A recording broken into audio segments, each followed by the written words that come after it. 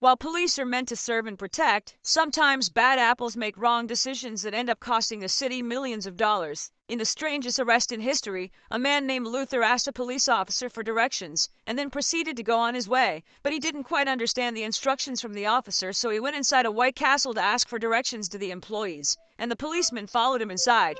Hey, what are you doing, man? I'm just looking for my way back to the church. You trying to get directions to Eastern Middleborough? I told you where it's at about 2 minutes ago. That was you? Yeah, well, whose father was it? I'm sorry, I know you're the cops. So I told you where it was at, right? Yeah. So why are you in here asking the same thing? I'm not for sure where I'm going. I told you where to go. Alright, thank you. Is that accurate or no? Yeah. So why are you in here? I was just making sure. Making sure I told you the right thing? I'm not for sure where I'm going. I told you where to go, right? Yeah. So why are you in here? Alright, sorry. No. Why are you in here? I told you I wasn't for sure. The officer was being extremely rude, and since Luther didn't do anything wrong, he decided to leave, since there's no legal basis for the cop to detain him. Alright, thank you. Come here, guy. Come here. Yo.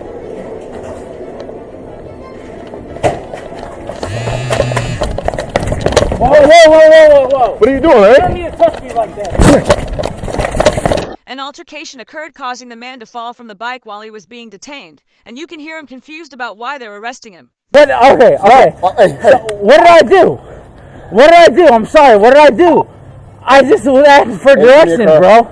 The body cam fell to the floor during the incident, so there wasn't much footage or audio. However, you can hear Luther asking the officer to stop applying so much pressure. He was then taken to the station and charged with resisting and opposing a police officer. Luther sued the city and was awarded $9.2 million. Luther had a right to resist, because as a citizen, most people don't know this, you can resist an unlawful arrest.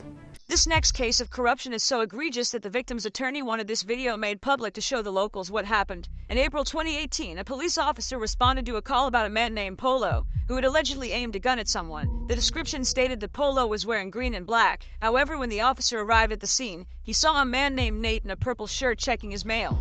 Who are we calling about? Calling about me, buddy. Calling about you? Not calling about me. Your ears in your mouth. Hey, how about you watch your mouth for your ass gets thrown in the back of my car? You can put me in the car, but I'm standing in front of my house and my private property not bothering you. You go here talking about who am I, Polo, and I told you no. Hey, listen. Yeah, listen, you been going. No, get your ass over here. You're not part of this. Come here. Come here, right now. Come here. You can't go for what? I'll shoot your fucking dog. Shoot my dog, boy. You can't come in my yard. Get over here now. Get out of my yard. Get over here right now. Taser deployed. Start me 20. The officer quickly escalated the situation. Even though Nate had nothing to do with the incident, the officer tased him and also threatened to shoot Nate's dog. This is what the law would describe as excessive use of force. Nate's first instinct was to get inside his house out of fear of those who were supposed to protect him. He ended up coming out with his family and was arrested. Instead of simply handcuffing him, the officers threw him to the ground, even though he wasn't resisting. Then the police finally went to speak to the person who had actually called them. Alright. I'm the one that called. You called, y'all, correct? Yeah. Was this about him, correct? No. It was another guy, but he ran through. He had the Glock. He was standing by that telephone pole, and he was talking about shooting up. Me and her was in there playing cards, and he was talking about he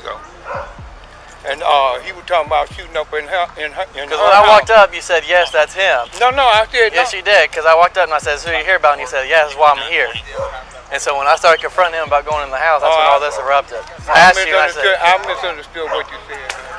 because when I walked up here, I said, is this him? He was like, no, you're talking about open your ears, blah, blah, blah. And I said, is this why I'm here? And you said, yes, that's why you're here. Yeah, because when you started going toward him to the steps, I was hollering, that's not him. But he was all, he just ignorant. He always I know. Talk and just act a total fool. Yeah. Okay, this is where things get more interesting. The cop proceeded to basically admit to his superior that he arrested him because he was guessing it was him. This is a violation of constitutional rights, since it has been established that good faith from the arresting officer is not enough to arrest someone. And to make things worse, they talked about making up charges despite knowing he was completely innocent. Because I pulled up here, and he was standing out in the middle of the road, and I was like, well, I'm guessing this guy could be it. What was I didn't even hear what the initial call was. Somebody said they had a gun, they were threatening to shoot this guy. And so when I pulled up, he walked out of the house, and this guy was telling me to, like, I said, hey, are you Polo? And he was like, I don't know what you're talking about. Leave me alone. Like, he's calling you, shoot. He's like going like this, like, shoot, shoot. And I was like, well, I'm trying to figure out why I'm here. And he's like, he called you, not me. Now go deal with him. And I was like, I said something to him. I asked him, like, what is your name? He made some comment. I said, what? And he said, how about you open up your ears and shut your mouth? And I was like, how about, I said, excuse me. And then so I asked him for his ID, and he was like, man, what you talking about, leave me alone. Disorderly and resisting. And if Panez could help me with make up anything else. But that's what I have right now, is disorderly resisting.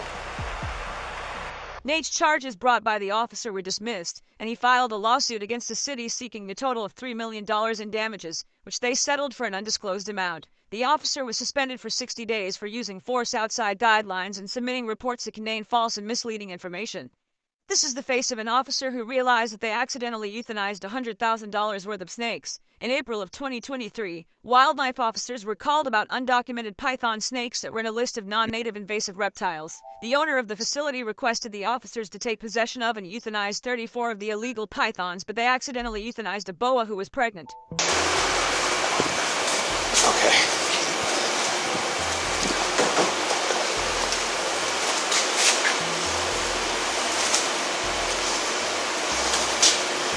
Just throw it in. Just throw it right here. I feel bad, bro. I mean, I feel it's a boa, but it's a rare, and it's the mate right now. It's like $10,000 snakes, like the babies. They're really expensive bred. It's a mistake. There's the boa's dead. The what? The boa. We The fucked. pregnant boa. We messed up. No. No. Oh my God, that guy's gonna flip out. What is wrong with you guys? Who did it? Hold on. We're shaking just like you are. Trust me. Is there a way to maybe save the baby? Can we save it? Oh no, dude. This guy's gonna go bananas. Oh my God. Why? It was a mistake. It was a mistake. How? I reminded you 10 times! The people working at the facility were obviously extremely upset since there were signs that it was a boa snake, and he warned them many times to specifically not mess with that snake. It can get fixed. You can't The fix state's gonna fix it. it. You can't Relax. fix it. Well, just happened. It can get Relax. fixed. You can't fix it. You just killed something that wasn't illegal, and it had about $100,000 worth of babies. Hey, keep an eye on him. Make sure you. Keep an eye on him. Thank you. Even though it's unclear the outcome and compensation the owner of the reptile facility received, the officer did mention that the state is going to fix it. So let's hope that the man got compensated. A woman named Jessica and her boyfriend left her car parked when a random drunk man smashed her windshield. Once Jessica got back to her car, she flagged down an officer on a bike to tell him someone had broken her windshield. What Jessica didn't know is that the officer was investigating a hit and run that happened a block away. The cop, upon seeing the broken windshield, thought Jessica was the one that committed the hit and run, and the officer immediately started accusing her. Car was just involved in a hit and run collision where a pedestrian was hit. And don't make faces like you don't know what I'm talking, but listen to me. Oh my God. Listen Okay. to me. Leaving the scene of an injury accident is a felony. This isn't my first day. I know that you were driving and you were worried about it because you're drinking. If you Well, I came listen to to get me. my cigarettes. You can ask the hi-fi security guard. Like, Then how did your car have damage on your I windshield? have no idea. Okay. I have no listen to idea. me. Because of the nature of the incident and the injuries, if you continue to say we don't know that you're driving and you don't know what happened to your car, we're going to do DNA tests and all sorts of other Absolutely, things to the yes. car, and it's going to show that you were. The couple was in the nightclub for hours, and despite having nothing to do with hit and run, the officer simply refused to listen. I'm not going to listen to you because you're lying to me. The problem is, as you guys left, we're involved in a collision. You panicked. No, we did you not. pulled over here. No, we did not. No, we did not. Okay. You cannot pin that. You're not pinning that on us because that is But not the this truth. is. You're not listening to me. I'm listening to you. You're not saying that this vehicle listen, was involved. Listen. in a Stop hit and talking run. for a second. You're not listening to. Let me show you the transactions. Let me show you the transactions. I don't need to see the transactions. Why? Why? Because it validates my truth. No, there's evidence that you can't dispute. That's not evidence about anything. There's a person that hit the windshield. Nobody hit the windshield. Okay. This car... All right, I'm not going to argue with you, man. It is, and we have cameras. I'm trying to help protect you guys now because now you're lying to us. She has glass on her clothing like an explosion, like small shards of glass. Here's where the officer was caught in a lie. Jessica clearly had no glass on her, and if they had checked the cameras, they would know the broken windshield had nothing to do with the hit and run. Look from the angle, there's little specks of it on her shirt. Yeah. Where? The police then booked her, took her blood for future DNA tests, and also forced her to strip naked. Shockingly, the police had video evidence showing what happened before she was handcuffed or taken to the county jail. Jessica was wrongly charged with a DUI and failure to stop at the scene of an accident, despite not driving. Jessica retaliated with a massive lawsuit, which was eventually settled after 3 years. A false 911 phone call by hotel staff resulted in a $200 million lawsuit, and it's easy to see why. A 41-year-old resident of Dubai named Ahmed was in the United States to undergo medical treatment at Cleveland Clinic, which is ranked the second-best hospital in the world. Ahmed went to seek accommodation at the Fairfield Inn by Marriott Hotel and was told it was fully booked due to a convention, but to wait in the lobby while they gather other options. And in a crazy turn of events, the sister of the front desk worker made this call. Hi, my sister works at the Fairfield Inn on Colorado Avenue in Avon. She is a desk worker. Okay. And there is a male in a full headdress with multiple disposable phones pledging his allegiance or something to ISIS. Okay. And is very panicky. And to make matters worse, the father made a similar call after the sister texted him. Hello? Yes. My daughter is working at Fairfield Inn. Is this his dad? Yes. I was just on the other line with and I got officers en route. Thank you. All right. She said she's in the back. I have the text. She said she's terrified, so please. Oh, okay. All right. Thank you. Obviously, the man never said any of the things he was accused of, and no one knows what prompted the sister to lie. The police arrived and he was arrested at gunpoint, and while they were searching his pockets and inspecting for possible weapons, another officer was talking to the actual hotel worker that attended him. So you said you guys were booked? Yeah, we said we were booked. Okay. And everywhere he called is booked too. It's summer, people are Sure, traveling. absolutely. So, I mean, that's what he had 2 phones. He was searching the internet on one phone, making calls on a disposable phone. That's really all that I know. It just freaks me out because of everything. He didn't say anything else? No, it's Because the call we got is that someone said that he was pledging his allegiance to ISIS. No. Who would have said that? Who made the call? I told my sister, I said, he's dressed in, it's my sister, her name's Allison. She called, I said, he's dressed in a weird outfit, he has 2 disposable phones. I said, I don't know what to do because of everything. 20-30 units, stop your search. This thing in here.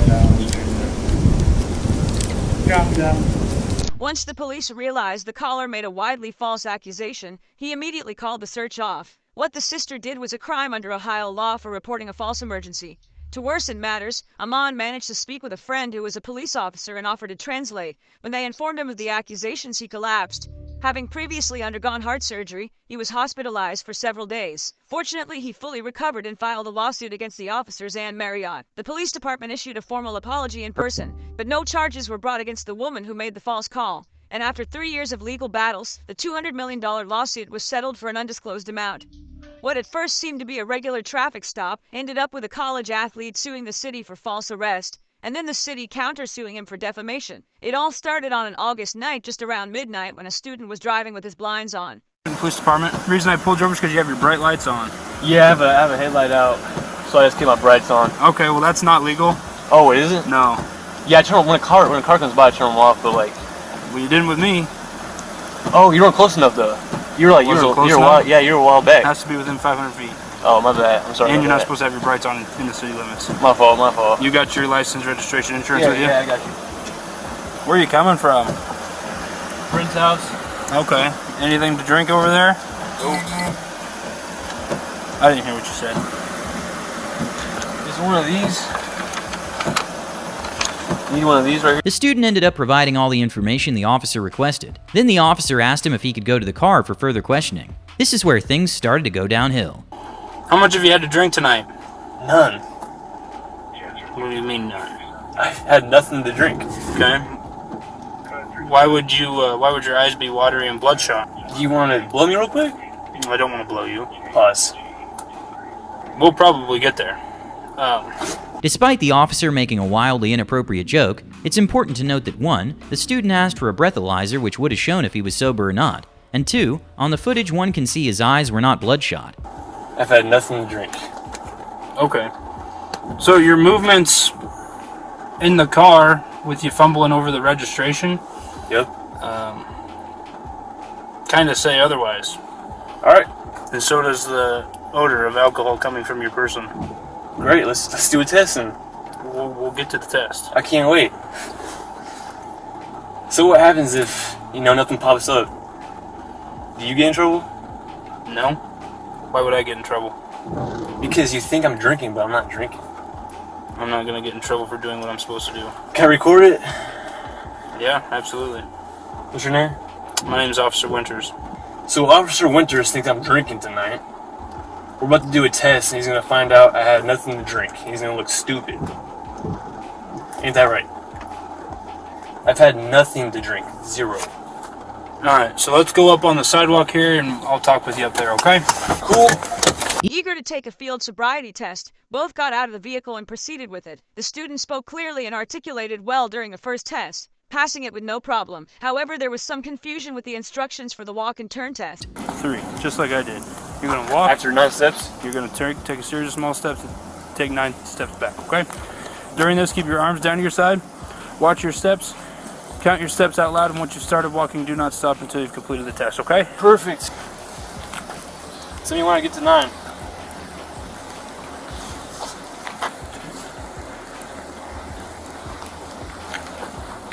I guess, so how do I turn? Take a series of small steps. Stops walking 13 steps. Come on, man, it's too easy. Let's do the breath now. You 2 for 2. Well, sir, I don't believe you are 2 for 2. How many steps did I say to take? Like 8 or 9? I said 9. Why'd you take 14 and then 15? I thought you were going to tell me when to turn. I said to count your steps out loud. So the next test is I want you to stand with your heels and toes together. On the next test, the student starts getting frustrated and threw some digs at the officer, which is understandable but maybe not the best idea. You a rookie, bro.